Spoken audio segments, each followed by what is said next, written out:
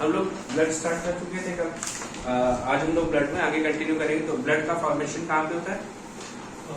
मज्जा में, bone marrow में। ठीक है, बच्चा जब एम्ब्रॉयनिक स्टेज में होता है, जब बच्चा अपने गर्भ में होता है माँ के, तो वहां पे क्या होगा? तब लीवर।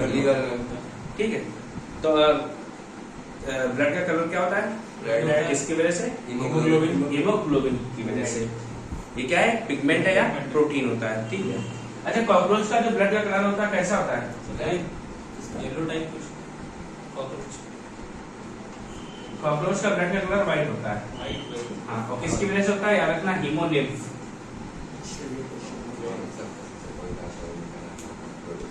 ठीक है। और जो ऑक्टोपस है, ऑक्टोपस का जो ब्लड का कलर है वो कैसा होता है? ऑक्टोपस के रक्त का कलर ब्लू होता है। ठीक है।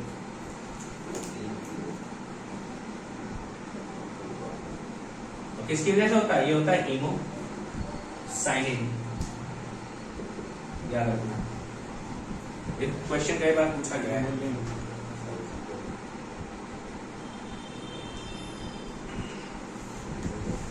ठीक। और मैंने क्या बताया था आपको? ब्लड कैसा ऑर्गन है? कनेक्टिव टिश्यू, लिक्विड ऑर्गन है या लिक्विड कनेक्टिव टिश्यू है। क्या करता है? ये पूरी बॉडी को, अलग अलग ऑर्गन्स को कनेक्ट करता है। ठीक है।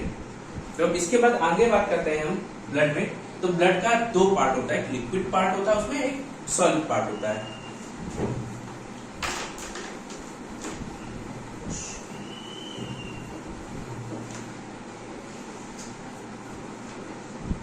रक्त में दो भाग होते हैं। ठीक है। एक होता है तरल यानी लिक्विड पार्ट, एक होता है सॉलिड यानी ठोस पार्ट। जो लिक्विड पार्ट होता है वो ऑलमोस्ट कितना होता है? 55%, और इसको हम लोग बोलते हैं प्लाज्मा। ठीक। और सॉलिड पार्ट कितना होता है? 45%। और इसमें हमें क्या क्या मिलता है? आरबीसी मिलेगा, डब्ल्यूबीसी मिलेगा, प्लेटलेट्स मिलेगा। आरबीसी बताइए, लाल रक्त कोशिकाएं।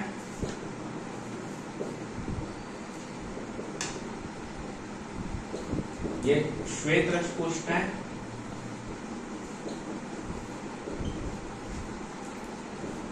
इन्हें बोलते हैं बिंबाणु।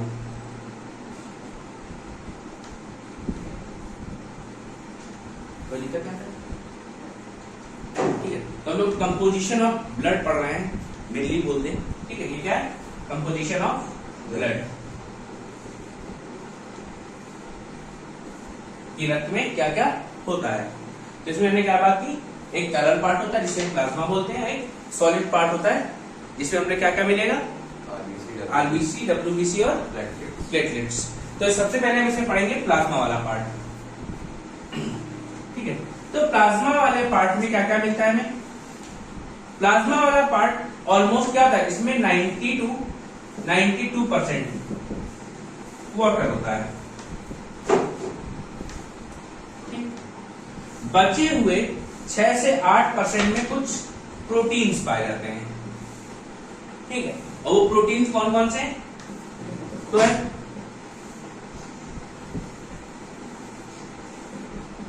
फाइब्रिनोजन, फाइब्रिनोजन के साथ यहाँ कुछ लोग और भी होते हैं, जैसे फाइब्रिन, प्रोथ्रोम्बिन एंड थ्रोम्बिन। क्योंकि फाइब्रिनोजन अकेले काम नहीं कर पाएगा, इसको क्या है? इन सब लोगों की हेल्प चाहिए होती है, इन्हीं से ही वो बना होता है। कोई दिक्कत नहीं है? फिर इसके बाद आता है ग्लोबुलिन, और अगला मिलेगा आपको क्या? एल्ब्यूमिन।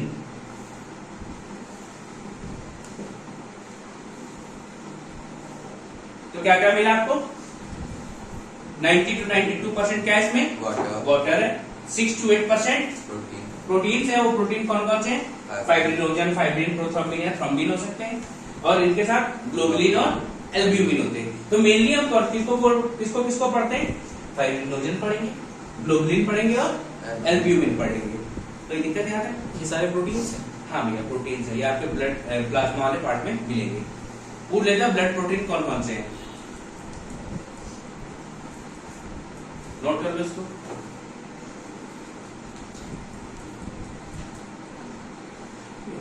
तो इसमें जो हमारा ग्लोबुलिन प्रोटीन है, ये क्या करता है, ये हमारी बॉडी में इम्यून रिस्पॉन्स को डेवलप करता है। यानी डिफेंस प्रोसेस जो हमारी बॉडी में बन रहा है, हमारी बॉडी में क्या होता है, बाहर से कोई बैक्टीरिया आया और वो हमको बीमार करने का प्रयास करता है, और उससे हमें बचाने के लिए कौन लड़ाई करेगा, ग्लोबुलिन क्या करता है, डिफेंस प्रोसेस डेवलप करता है। कौन करेगा, ग्लोबुलिन करेगा। ये क्या करता है, ये हमारी बॉडी में इम्यून रिस्पॉन्स डेवलप करता है।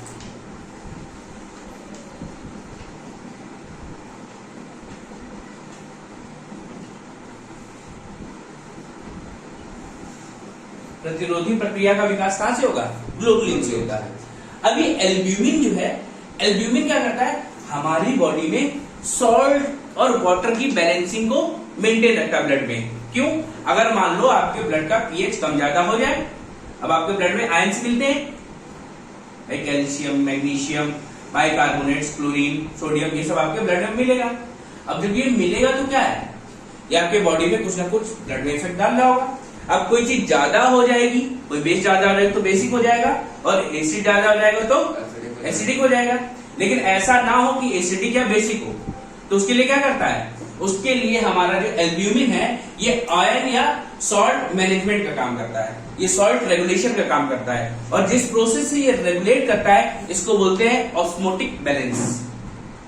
ठीक है, क्या करता है, इट रेगुलेट्स आयंस, या बोलते हैं सॉल्ट बैलेंसिंग। ठीक है, ये लवणों का संतुलन बनाने में सहायक होता है।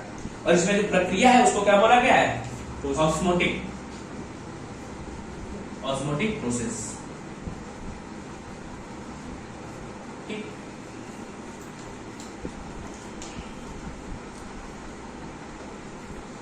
अब इसके बाद आगे की बात करें,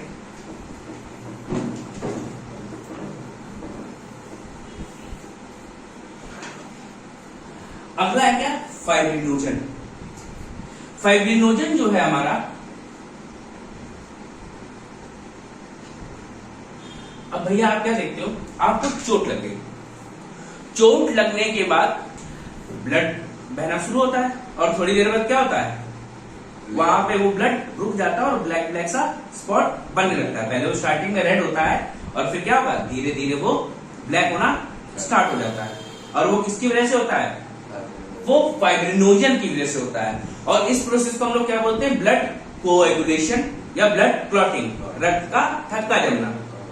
भैया रक्त का थक्का नहीं जमेगा तो क्या होगा, हमारे शरीर से लगातार रक्त बहता रहेगा, और क्या होगा, हम निपट जाएंगे, ठीक है, ब्लड लॉस हो जाएगा। ब्लड लॉस की क्या होगा, हम मृत्यु को प्राप्त हो सकते हैं। तो इससे क्या है, इससे बचाने के लिए क्या होगा, हमारे पास है फाइब्रिनोजन।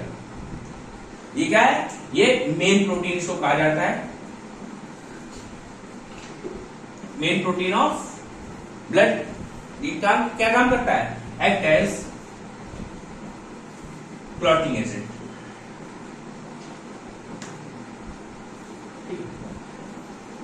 अब इसमें आपको देखिए बाकी सारे प्रोटीन जो आपको मैंने लिखा है, फाइब्रिन, प्रोथ्रोम्बिन और थ्रोम्बिन, तो जब मैं आपको कोएगुलेशन पढ़ाऊंगा, यानी थक्का जब मैं अभी बताऊंगा, तब आपको पूरे ये सारे बता दिए जाएंगे।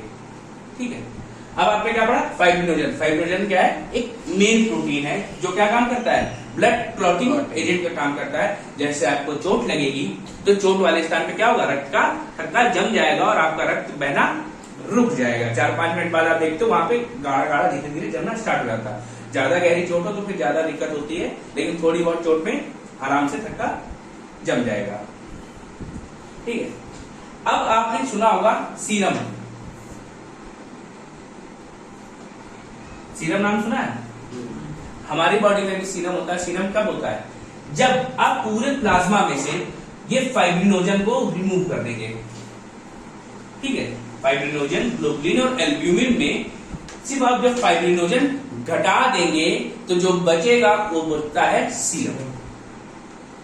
ठीक है, that is plasma minus fibrinogen. तो ये क्या बन जाएगा? सीरम बन जाएगा। और सीरम इंस्टीट्यूट ऑफ इंडिया कहां पे है? अभी याद होगा ना, कोविड के समय बहुत चर्चे में था। पुणे। नोट कर लो। तो आपने क्या पढ़ा? आपके पास प्लाज्मा होता है लिक्विड पार्ट में, वो कितना होता है? 55%, जिसमें 90 से 92% तक वाटर होता है। बाकी बचे पार्ट में कुछ प्रोटीन्स होते हैं। वो कौन से? फाइब्रिनोजन, ग्लोबिन और एल्ब्यूमिन। अब ये तीनों प्रोटीन में फाइब्रिनोजन क्या काम करता है? It is a main protein which act as a blood clotter. ये रक्त का थक्का जमाने का काम करता है। कोई दिक्कत नहीं आता? ठीक है। जब ग्लोबुलिन क्या करता है? ये हमारे शरीर में इम्यून रिस्पॉन्स यानी प्रतिरोधी प्रक्रिया का विकास करता है। हमारे शरीर में कोई बाहर से कोई व्यक्ति आया, उसको क्या है? उसको बाहर खत्म भगाना है या उसको मार देना है, नहीं तो क्या करेगा? हमको बीमार कर देगा। तो ऐसी स्थिति में क्या है? ग्लोबुलिन काम करेगा।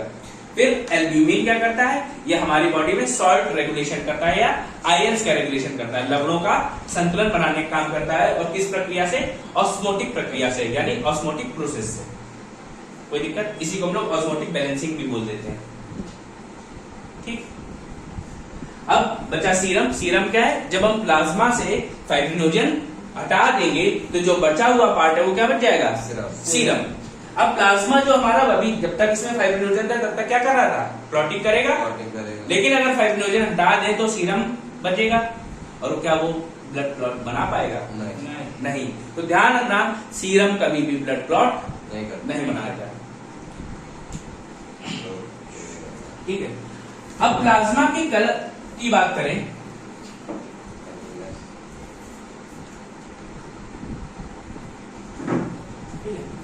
तो प्लाज्मा की कलर की बात करें तो प्लाज्मा का कलर किस कलर का होता है? कलरलेस। कौन बोला? प्लाज्मा का कलर होता है येलो।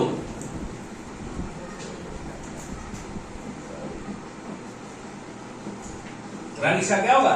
येलो होता है। किसकी वजह से होता है? हमारे लीवर से दो पिगमेंट निकलते हैं, मैंने बताया था आपको, याद आया?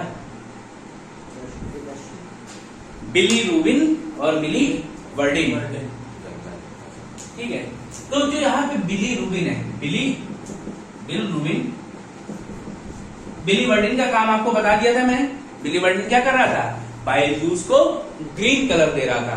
लेकिन यहाँ पे जो बिलीरुबिन है ये आपके प्लाज्मा को येलो कलर देता है। और जब यही बिलीरुबिन आपके शरीर में ज्यादा हो जाता है तो आपकी आंखें पीली हो जाती हैं, नाखून पीले हो जाते हैं और आपको क्या हो गया?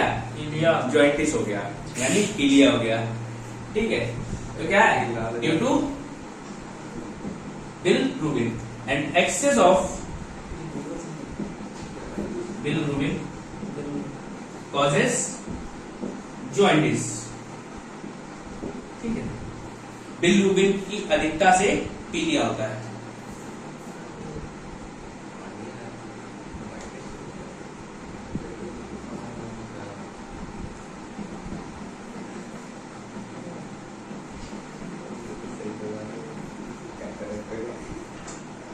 कोई दिक्कत यहाँ तक?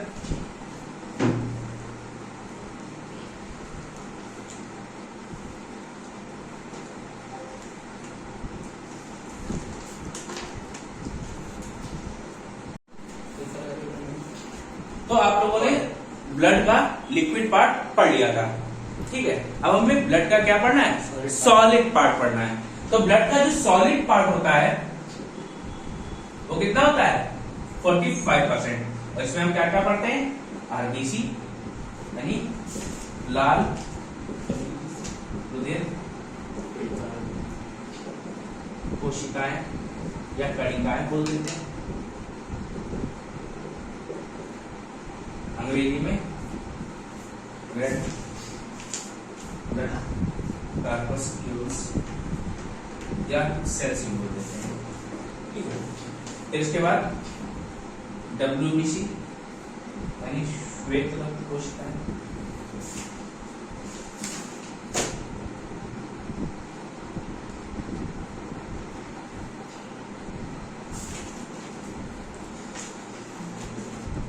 सेल्स और लास्ट में प्लेटलेट्स यानी इतना पार्ट हमको सॉलिड ब्लड में पढ़ना है, ठीक है। सॉलिड पार्ट ऑफ ब्लड, रक्त का ठोस हिस्सा।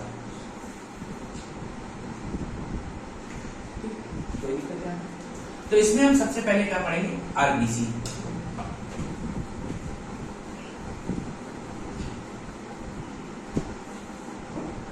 तो जो हम आरबीसी है, आरबीसी तो हम लोग लाल रक्त कोशिकाएं पढ़ते हैं, लेकिन जब आप कभी क्या करेंगे, रिपोर्ट कराने जाएंगे, अपनी कभी कभी क्या करते हैं, ब्लड का चेकअप कराते हैं। तो जब चेकअप कराते हैं तो वहां पे इनका एक नाम और दिखाई देता है, उस नाम को हम लोग बोलते हैं एरिथ्रोसाइट्स। एक नाम और क्या है इनका, एरिथ्रोसाइट्स है, ठीक है। और इनके बनने की प्रक्रिया को क्या कहा जाता है, formation of RBC is known as erythropoiesis. Formation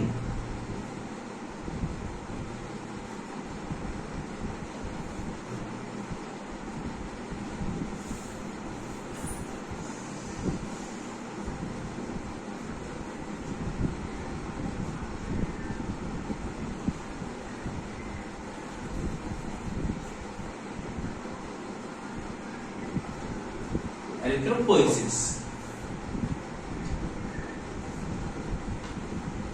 ठीक है।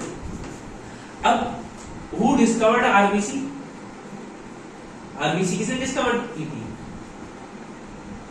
याद करो, पहले दिन पहला चैप्टर,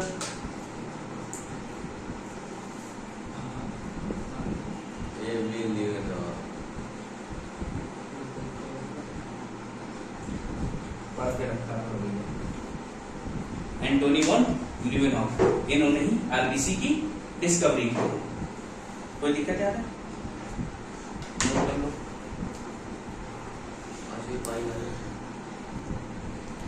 ठीक है, तो हमने क्या बताया, आरबीसी यानी रेड ब्लड सेल्स, इनका दूसरा नाम एरिथ्रोसाइट्स, ठीक है। अब इसके बनने की प्रक्रिया को क्या कहा जाता है, एरिथ्रोपोएसिस, ठीक है। और आरबीसी किसने खोज की थी, एंटोनी वॉन ल्यूवेनॉफ ने।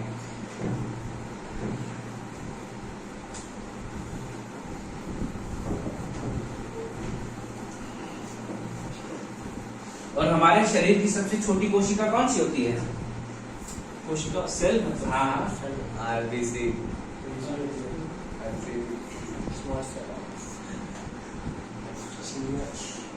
वो भैया आरबीसी है, ठीक है। और आपसे पूछ लिया जाए कि ब्लड की सबसे छोटी सेल कौन सी है, वो भी आरबीसी है, ठीक है।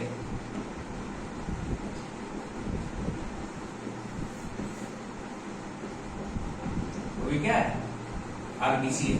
तो साइज की बात करें तो आरबीसी क्या होती है, सबसे छोटी होती है।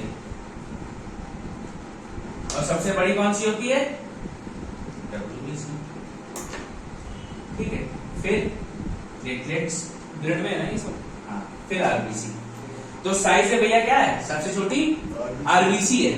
लेकिन अगर हम क्वांटिटी की बात करें, ठीक है, क्या क्वांटिटी यानी मात्रा की बात करें, तो मात्रा में सबसे ज्यादा होती है आरबीसी, फिर प्लेटलेट्स, देन डब्ल्यूबीसी,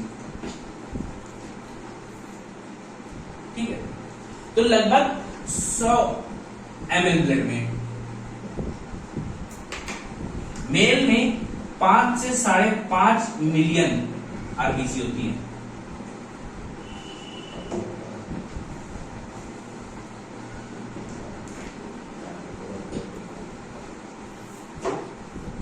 ठीक है।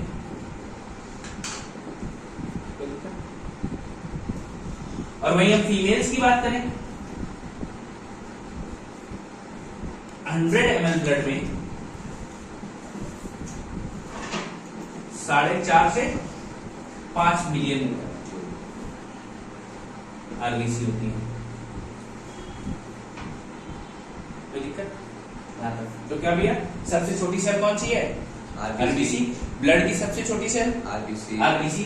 साइज सबसे छोटा किसका होता है, आरबीसी। आरबीसी का सबसे बड़ा डब्ल्यूबीसी का होता है। क्वांटिटी की बात करें, मात्रा में सबसे ज्यादा हमारी बॉडी क्या है? आरबीसी। ठीक है। अच्छा, हमारी बॉडी की सबसे बड़ी सेल कौन सी है? डब्ल्यूबीसी। न्यूरॉन। अरे सॉरी, बॉडी की बात कर रहे हैं। क्वेश्चन प्रॉपर्ली पढ़ें। क्वेश्चन प्रॉपर्ली पढ़ने या ना सुनने के कारण हम अपने क्वेश्चंस गलत कर देते हैं। पेपर सॉल्व करने का ये भी एक सही तरीका है। ठीक है। अच्छा, आरबीसी का जो निर्माण है वो कहाँ होता है? फॉर्मेशन ऑफ आरबीसी, ब्लड कहाँ बन रहा था? वही अस्थिमज्जा में, बोन मैरो में। तो आरबीसी भी बोन मैरो में ही बनती है। Formation of RBC takes place in bone marrow. RBC का निर्माण अस्थिमज्जा में होता है।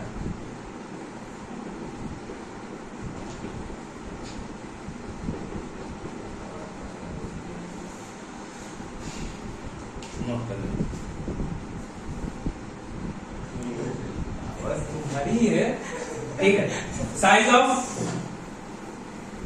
आरबीसी कौन सबसे क्या है? स्मॉलेस्ट है। अब हम बात करें शेप ऑफ आरबीसी। आरबीसी किस आकार की होती है? Shape of RBC is बाइकॉन्केव।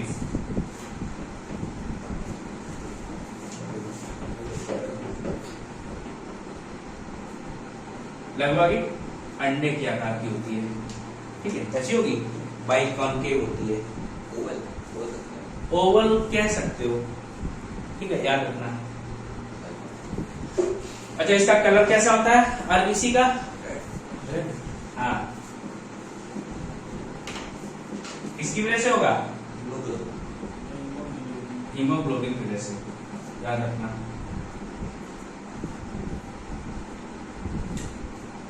Due to haemoglobin. कोई दिक्कत है यहाँ तक? ठीक है। अब आरबीसी बनी कहाँ थी? बोन मैरो में। लेकिन ये डेड कहाँ होती है? अच्छा, उससे पहले इसका लाइफ स्पैन देख लो। Life span of RBC. एक आरबीसी जो है कितने दिन तक जीवित रहती है और कितने दिन बाद दोबारा जनरेट होगी? तो आरबीसी का लाइफ स्पैन 120 डेज होता है। जीवन काल आरबीसी का जीवन काल 120 दिन होता है। ठीक है। तो लगभग कितने महीने हो गए? 4 महीने।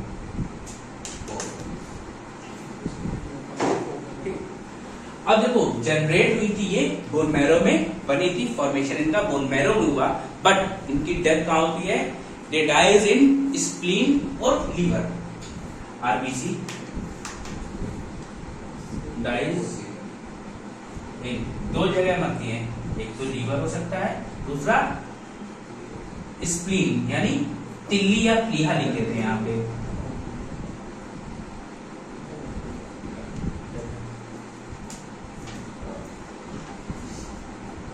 या तो ये यकृत में मरती है या लीवर में मरती है। स्प्लीन में, सॉरी। ठीक है, स्प्लीन यानी प्लीहा।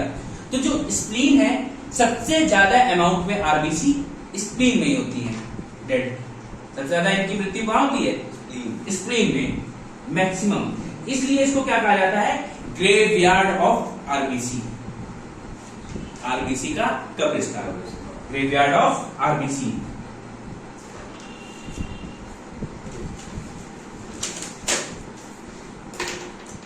याद रखना भैया, ये आपके एनसीईआरटी में सेम सेंटेंस लिखा हुआ है। ग्रेवयार्ड ऑफ आरबीसी क्या है? स्प्लीन है। और कुछ अमाउंट लीवर में भी जाता है। With comparison to spleen, liver में बहुत कम होता है। कोई दिक्कत है? ठीक है। अब ध्यान रखना, जो लीवर में सेल्स गई हैं आरबीसी, जो डेड हुई है, वो कभी रीजनरेट नहीं होती है। बट स्प्लीन में जो गई, डेड हुई, और वहीं पे वो दोबारा रीजनरेट भी हो जाती है। ठीक है। स्प्लीन में क्या होगी? रीजनरेट हो जाएंगी। और रीजनरेट होने के बाद क्या होती हैं? वहीं पे ये स्टोर हो जाती हैं। और कभी भविष्य में अगर हमारे शरीर में आरबीसी की कमी होगी तो क्या होगा? ये हम यहां से लेके यूज कर लेंगे। कोई दिक्कत है? लगभग 350 ml तक स्टोर कर लेता है यहाँ तक।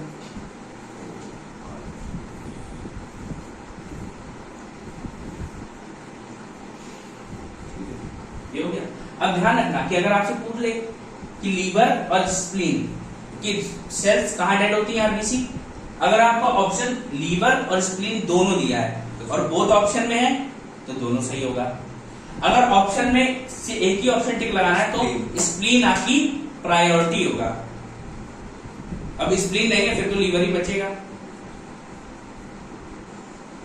तो ऑप्शन लगाते समय ध्यान रखने का है ये, ठीक है। पहली प्रायोरिटी आपकी स्प्लीन होगी, फिर लीवर होगा।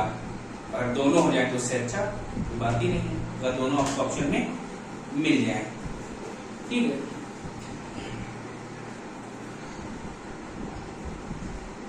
अब मैंने आपको क्या बताया कि जो आपकी आरबीसी है ग्रेवयार्ड ऑफ आरबीसी है, फिर ये रीजनरेट होके कहाँ स्टोर हुई? स्प्लीन में। इसीलिए इसको ब्लड बैंक ऑफ आरबीसी भी कहा जाता है।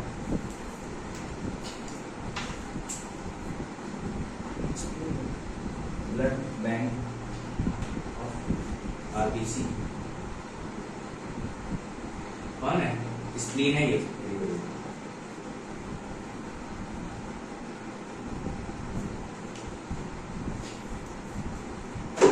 क्या कहा गया इसको? Blood bank of RBC. इसको कहा गया है स्प्लीन को कहा गया है। कोई दिक्कत यहाँ तक? ठीक है, नोट कर लो, ठीक है। आगे देखो, आरबीसी में न्यूक्लियस होता है, सेल भैया होना चाहिए। ये देखो सारा पढ़ा के तक ओवर कर दिए। आरबीसी में न्यूक्लियस नहीं होता है, ध्यान रखना। मोस्ट मैमल्स की आरबीसी में न्यूक्लियस नहीं होता, ध्यान रखना। In RBC of mammal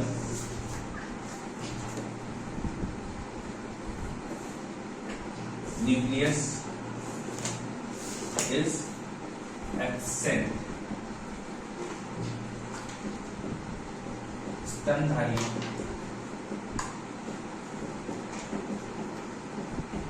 RBC में इंद्रक अनुपस्थित होता है।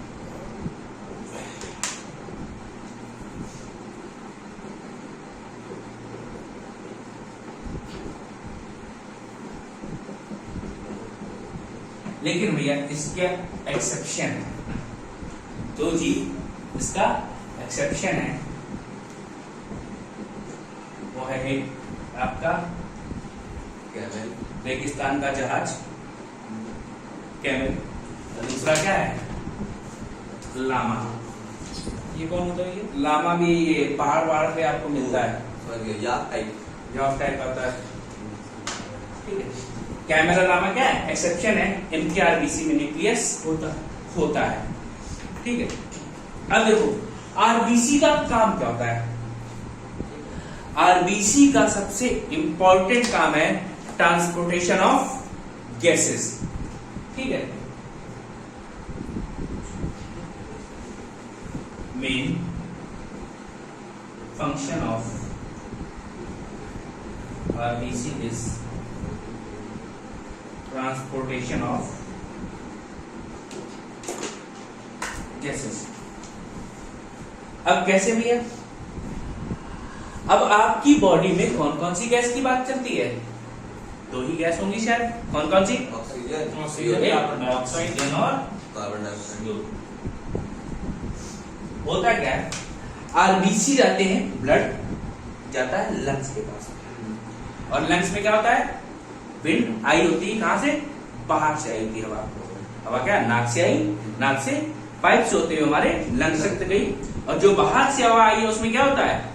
ऑक्सीजन होता है, ऑक्सीजन होता है। और वो क्या हुआ? वो ब्लड में आरबीसी ने उसको अपने साथ ले लिया, और जैसे ही आरबीसी अपने साथ ले लेती है तो ऐसा ब्लड बन जाता है HbO2,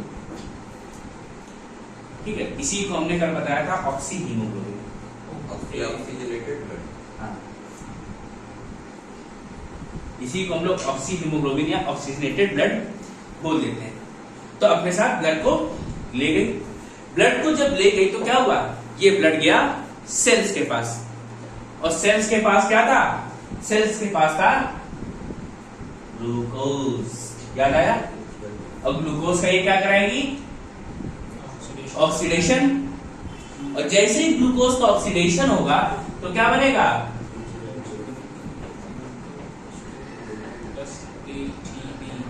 ठीक है, CO2 H2O प्लस ATP, ये एनर्जी है जिससे हमारी बॉडी काम कर रही है, हमारी बॉडी फंक्शनिंग क्यों हो रही है, हमें बॉडी एनर्जी चाहिए, जब एनर्जी मिलेगी, एनर्जी कहां से मिलती है, वो ATP से मिलती है, और ये क्या है CO2।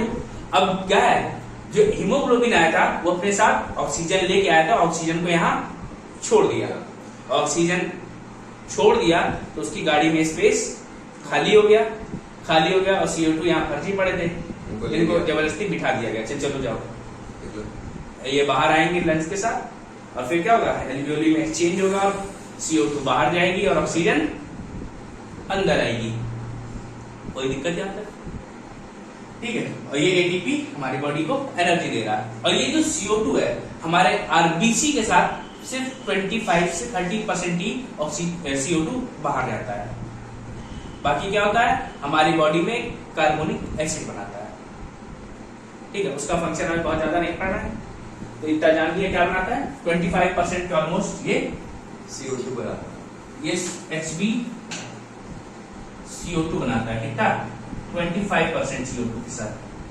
बाकी CO2 हमारी बॉडी में रहती है, और वो क्या बनाती है, कार्बोनिक एसिड बनाती है, और इसको हम लोग क्या बोलते हैं, HbCO2 को कार्बोक्सी हीमोग्लोबिन,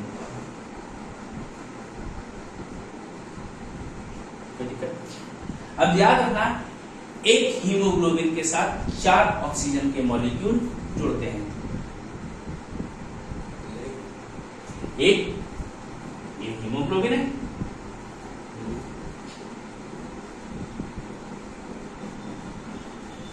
चार ऑक्सीजन के मॉलिक्यूल जुड़ते हैं। ये पेपर में पूछा गया कि हीमोग्लोबिन से कितने मॉलिक्यूल जुड़ते हैं, तो याद रखना 4, ठीक है, एक हीमोग्लोबिन के साथ 4 ऑक्सीजन के मॉलिक्यूल जुड़ते हैं, नोट कर लो।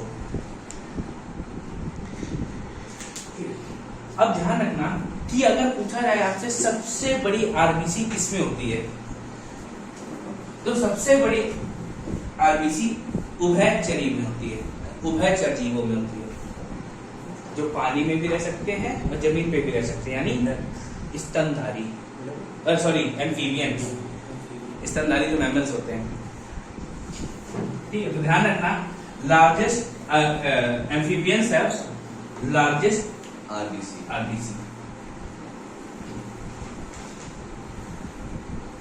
लार्जेस्ट आरबीसी और largest number of RBC, largest RBC सबसे बड़ी आरबीसी,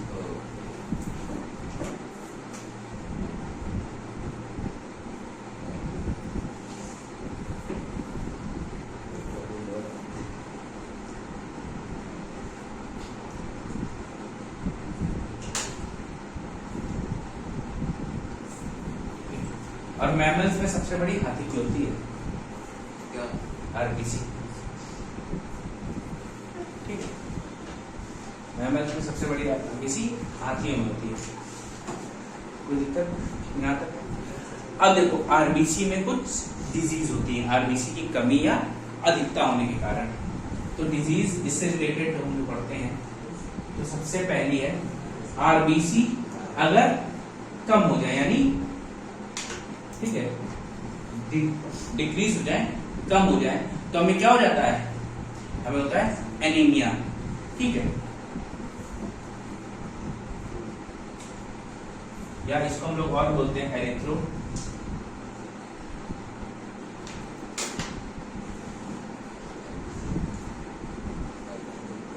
साइटोपिनिया, या हिंदी की भाषा में बोले खून की कमी।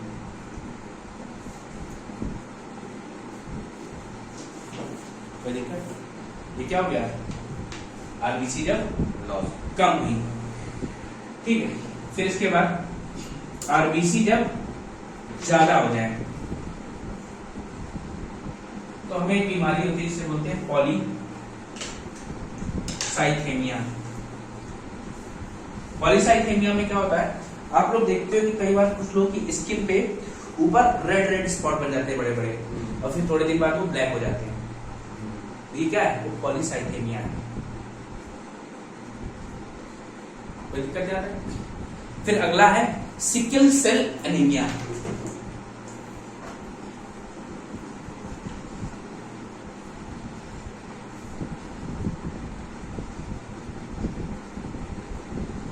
इसमें क्या होता है, आपकी जो सेल है आरबीसी का शेप क्या था, बाइकॉन के, लेकिन भाई साहब यहाँ पे बन जाता है हसिया, यानी सिकल हसिया ही होता है हिंदी में।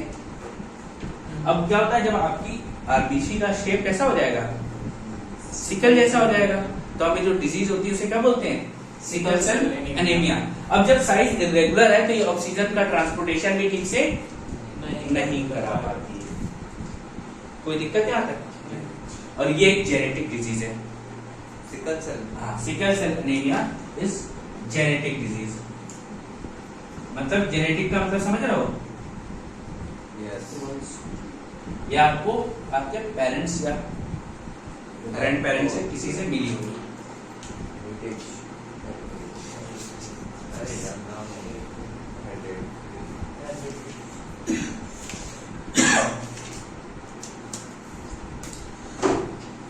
इसमें क्या हो जाता है, सिकल सेल में साइज ऑफ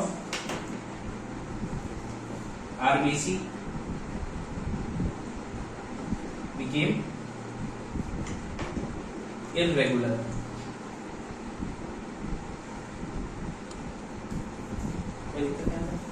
एक और है जिसको हम लोग बोलते हैं थैलेसीमिया।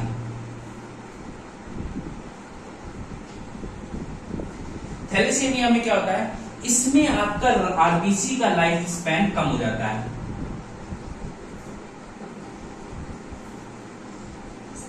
40 से 50 दिन ही रहता है। भाई नॉर्मल जीवन क्या था एक आरबीसी का, 120 दिन। अभी सिर्फ 40 से 50 दिन रहेगी तो क्या हो जाएगा, लाइफ इरेगुलर हो जाएगी, बीमार लोग बने रहेंगे।